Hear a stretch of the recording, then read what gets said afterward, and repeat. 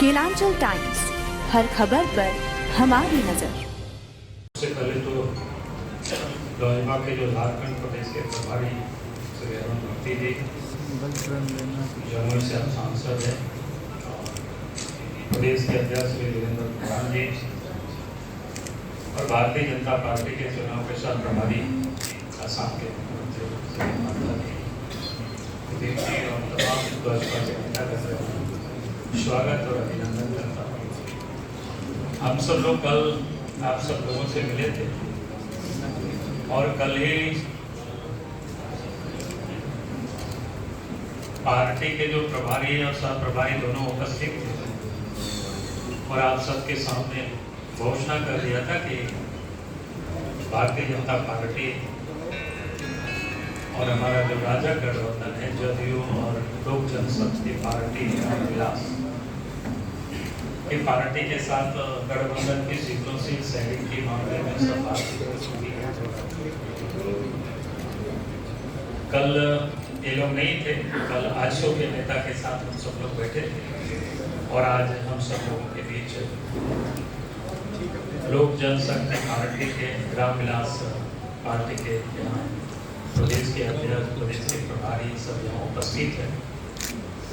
तो हम सब लोगों ने केंद्र ने ही तय किया, आदरणीय नरेंद्र मोदी जी के नेतृत्व में हम देश में भी एक साथ मिलकर के चुनाव लड़ते हैं और ये भी तय हुआ कि झारखंड में भी हम सब मिलकर के चुनाव लड़ेंगे, एक विधानसभा सीट को जीतने के लिए चुनाव लड़ेंगे।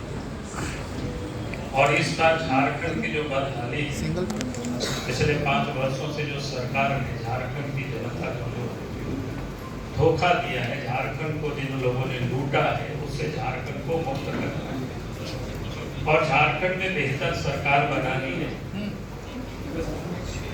क्योंकि झारखंड मजबूत होगा तो देश भी मजबूत होगा नरेंद्र मोदी जी के नेतृत्व में।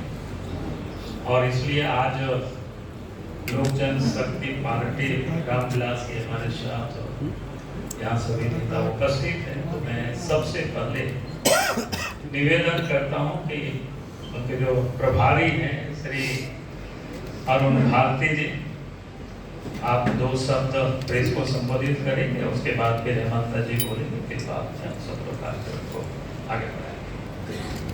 आज पूरे 1 दशक बाद हम लोग पहला चुनाव लड़े थे 2014 में, जब हमारे अभिभावक, हमारे नेता, हमारी पार्टी के संस्थापक स्वर्गीय रामविलास पासवान जी एनडीए गठबंधन में 2014 में हम लोग लड़े थे यहाँ चुनाव। और उसके 1 दशक बाद आज फिर जब चुनाव लड़ने की बारी आई थी, बिहार में हम लोग 5 सीट जीते हैं पूरे 100% स्ट्राइक रेट के साथ। तब हमारे राष्ट्रीय अध्यक्ष, हमारे नेता श्री चिराग पासवान जी ने कहा था, उनका हिदायत था कि झारखंड में जो हम चुनाव लड़ेंगे, हम गठबंधन में भी लड़ेंगे। जिस तरह से हमने अपना एक प्रदर्शन किया था बिहार में, उसी प्रदर्शन को हम यहाँ झारखंड में भी दोहराएंगे। सीटों से हमें बहुत फर्क नहीं पड़ेगा, लेकिन गठबंधन में एक साथ रह करके लड़ने से फर्क पड़ेगा। और इसीलिए जब हम लोगों की बातचीत शुरू हुई तो हम लोगों ने अपने संस्थापक स्वर्गीय रामविलास पासवान जी ने जिस तरह से एनडीए गठबंधन में पिछले 1 दशक से लगातार बने रहे, झारखंड से एक उनका अलग तरह का रिश्ता था। यहाँ उन्होंने पैदल मार्च किया था, यहाँ पे उन्होंने विकास के लिए झारखंड एक्सप्रेस ट्रेन चलाया था। और यहाँ पे ऐसा कोई नहीं है, मुझे नहीं मिला, जो किसी न किसी तरह से भावनात्मक रूप से उनसे जुड़ा रहा हो। ऐसे में हमारे लिए भी बहुत जरूरी था कि उनके उद्देश्यों को, उनके मूल्यों को लेकर के जो आगे चल रहे हैं हमारे नेता श्री चिराग पासवान जी, हमारे राष्ट्रीय अध्यक्ष, उनके निर्देशों अनुसार हम लोगों ने यहाँ पे अपनी गठबंधन की बातचीत शुरू की।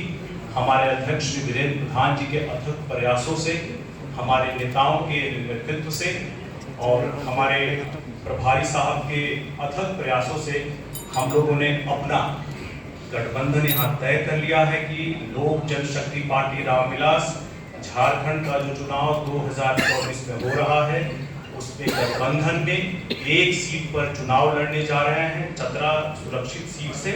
और इस सब की एक औपचारिक जानकारी आप सभी को देनी थी। मैं चाहूंगा इसके बाद सर आप आगे एड्रेस करें। अधिकारी एडजस्टमेंट का जो एक इंफॉर्मेशन आपको देना था, हम लोग मिलके दिए थे।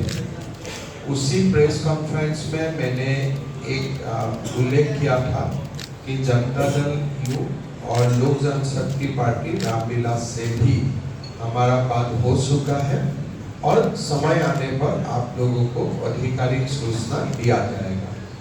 आज हमारे लिए ये बड़ा हर्ष की बात है कि श्री अरुण भारती जी हमारे कार्यालय में आए। श्री प्रधान जी जो लोक जनशक्ति पार्टी की अध्यक्ष है झारखंड प्रदेश की, वो भी हमारे कार्यालय में आए और हम लोग मिल के चुनाव लड़ने का जो हमारे साझा घोषणा है वो भी भारती जी ने आप लोग का सामने रखा। चुनाव तो हम एक साथ लड़ूंगा, सरकार भी एनडीए बनाएगा। सरकार बनाने का पहले और सरकार बनाने का बाद हम लोग जो एनडीए का जो कैरेक्टर है, एनडीए का जो शरीफ है, वही हम लोग लेके आगे बढ़ूंगा। बीजेपी एनडीए का एक घटक दल है, ये हम हमेशा सोच के चलता हूँ। और ये जो सरकार बनेगा झारखंड में, हमारा एनडीए का सरकार बनेगा, यही हमारा सोच है। हमारा ये भी विशेष आग्रह होगा कि हमारा देश का युवा नेता और केंद्र में हमारे मंत्री और हमारे देश का बहुत एक जो बड़ा वर्ग है युवा शक्ति, उनका प्रेरणा की प्रतीक श्री चिराग पासवान जी भी चुनाव का प्रसार अभियान में आएंगे। प्रसार अभियान में आएंगे, एनडीए के लिए जोर तोड़ प्रसार करेंगे और जो सीट लोक जनशक्ति पार्टी लड़ेगा वहां में भी प्रसार करेगा और जहां में बीजेपी और जनता दल यू या आजसू का प्रत्याशी रहेगा वहां में भी श्री चिराग पासवान जी आके हमारे लिए कैंपेन करेगा। लोक जनशक्ति पार्टी ने कम समय में बहुत बड़ा संगठन झारखंड में खड़ा किए थे। रामविलास जी का समय से ही संगठन है, लेकिन मैंने देख रहा था कि झारखंड चुनाव का मद्देनजर रखते हुए चिराग जी ने काफी बार राशि में आए, संगठन को मजबूत किए और जिले मंडल प्रखंड स्तर तक लोक जनशक्ति पार्टी का निर्माण किया। हम लोग दोनों पार्टी और एनडीए के बाकी घटक दल सब मिल के हम लोग ये निर्वाचन को आगे बढ़ाऊंगा, हम लोग निर्वाचन को एक साथ लड़ेगा। आज हमारे लिए खुशी का बात है और मैं मानता हूं कि थोड़े ही दिन में हम लोग सारे एनडीए का घटक दल एक ही मंच से एक साथ बैठ के हमारा साझा जो घोषणा होगा वो भी आप लोगों का सामने लेके आएंगे। और पुनः एक बार मैं लोक जनशक्ति पार्टी को भारतीय जनता पार्टी से और से बहुत बहुत धन्यवाद देता हूँ और चिराग जी ने जो हमारा साथ ऑपरेशन किया, हमें हमको जो सहयोग दिया, उसके लिए चिराग पासवान जी को बहुत बहुत हम लोग आभार प्रकट करते हैं।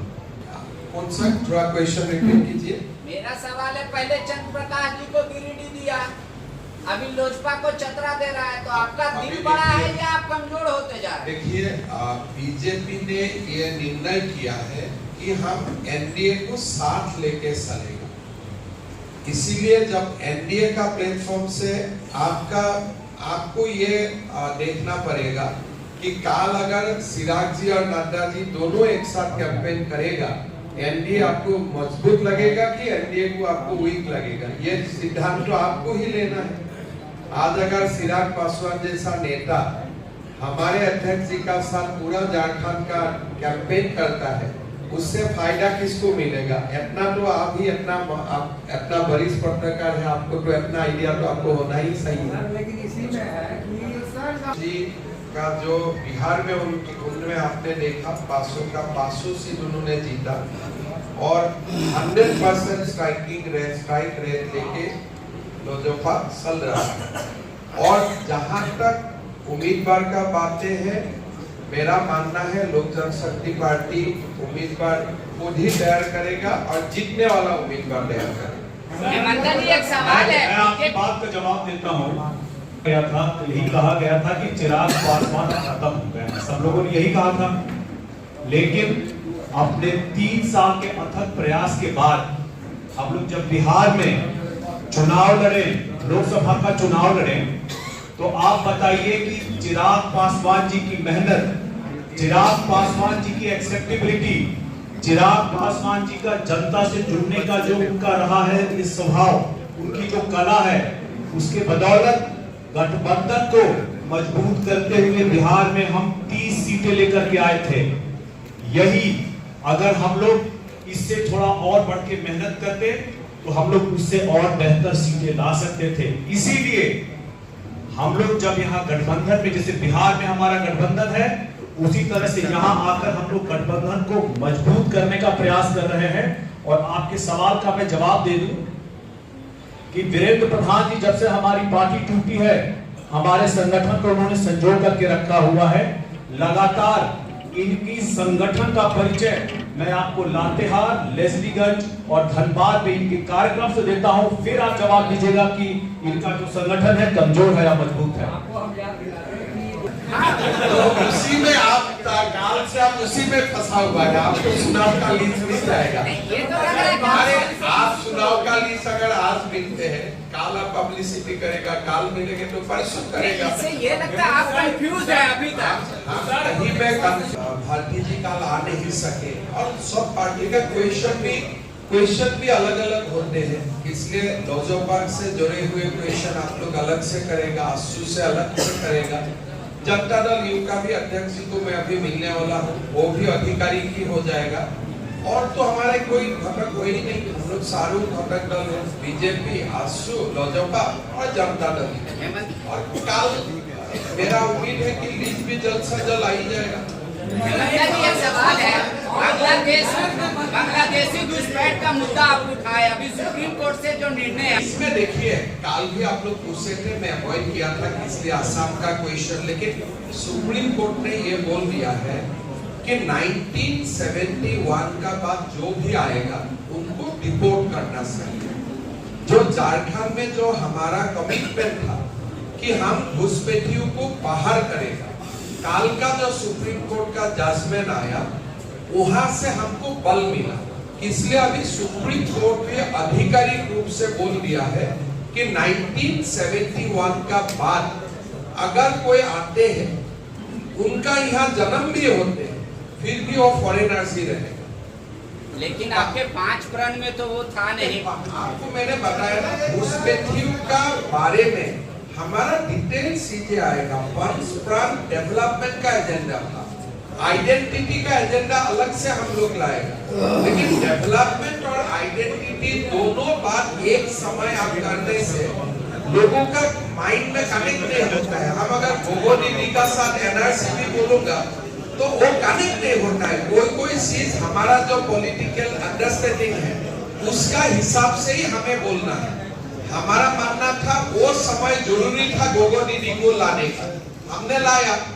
जो घुसपैठियों का जो सारे सीट है वो गृह मंत्री अमित शाह जी जब आके बोलेगा उसको ज्यादा बल मिलेगा। तो ये हमारा पार्ट ऑफ स्ट्रेटेजी है, क्या चीज कब बोला जाए।